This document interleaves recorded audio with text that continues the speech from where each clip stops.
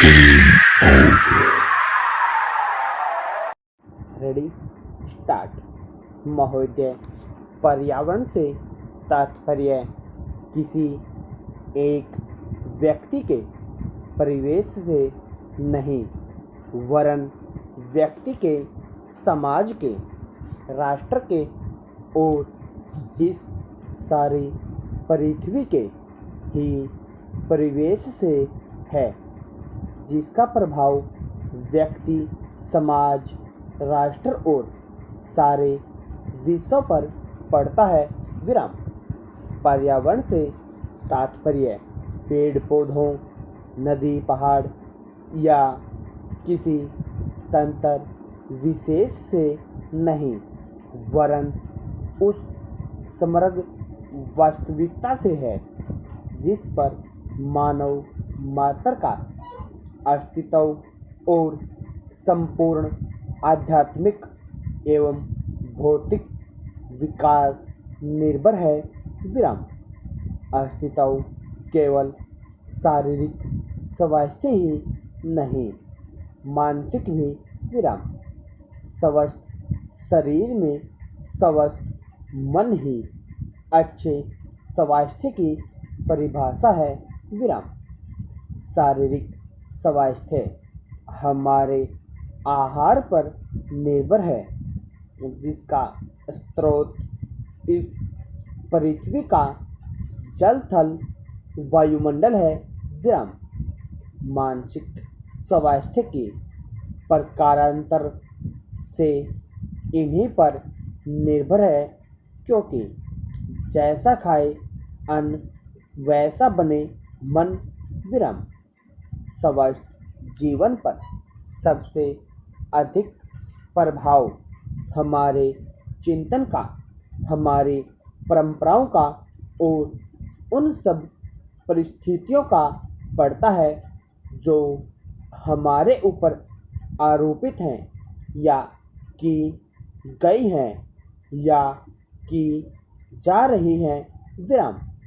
इसलिए पर्यावरण या परिवेश में जल, थल, वायु ही नहीं, बल्कि वे सारे घटक महत्वपूर्ण हैं जिनका कुछ भी प्रभाव हमारे जीवन पर, हमारी क्रियाशीलता पर पड़ता है, जैसे हमारे विचार, हमारे आचरण और हमारी परंपराएं एवं संस्कृति आदि।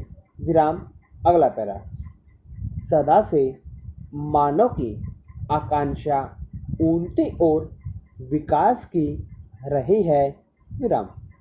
जगत का अर्थ है गतिमान और गति दोनों ओर संभव है, उन्नति की ओर भी और अवनति की ओर भी। विराम।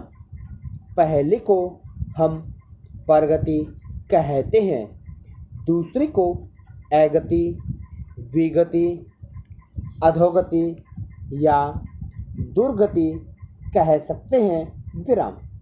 वास्तव में मनुष्य ऐसा जटिल प्राणी है जिसमें अनेक विरोधाभासी और असंगत प्रतीत होने वाली प्रवृत्तियां हैं और प्रतिक्रियाएं होती हैं।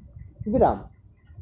वह कानून और व्यवस्था की मांग करता है, किंतु चलचित्र, दूरदर्शन आदि में स्वतः भड़की हिंसा या खेलों में युक्तिपूर्वक की गई हिंसा अथवा अनीति से मंत्रमुग्ध भी हो जाता है।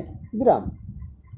मनुष्य अपनी ही जाति या वर्ग के व्यक्तियों के प्रति प्राय बहुत अधिक प्रतिद्वंदी होता है, किंतु कोई बाहरी खतरा उपस्थित होने पर उनके प्रति हद से ज़्यादा सहयोगी बन जाता है। विराम। वह सड़कों पर या युद्धों में सामूहिक विनाश के प्रति उदासीन रहता है, किंतु खाने में फंसे हुए एक व्यक्ति या किसी कुएं में गिरे हुए एक बालक की रक्षा करने के लिए ढेरों साधन जुटा लेता है। विराम। कुछ विद्वान कहते हैं कि मनुष्य बंदर की संतान हो या न हो, किंतु उसमें खालिस बंदर की द्वैध प्रकृति प्राय ही होती है। उसमें शाकाहारी बंदरों की भांति वृक्षों में उछल कूद करने की प्रवृत्ति होती ही है। साथ ही ऐसे बंदरों की स्वाभाविक जिज्ञासा भी होती है, जो अत्यंत संगठित गिरोह में रहते हैं और भांति भांति का मांस खाने में मजा लेते हैं। विराम। मनुष्य की ऐसी परस्पर विरोधी इच्छा आकांक्षाओं में निपटना असंभव होता है, फिर भी किसी प्रकार का संतुलित मध्यम मार्ग अपनाना अनिवार्य होता है। विराम। यही बुद्धिमानी का रास्ता है। विराम। विद्वानों ने मानव की मूलभूत आवश्यकताओं को 5 सत्रों में रखा है। विराम।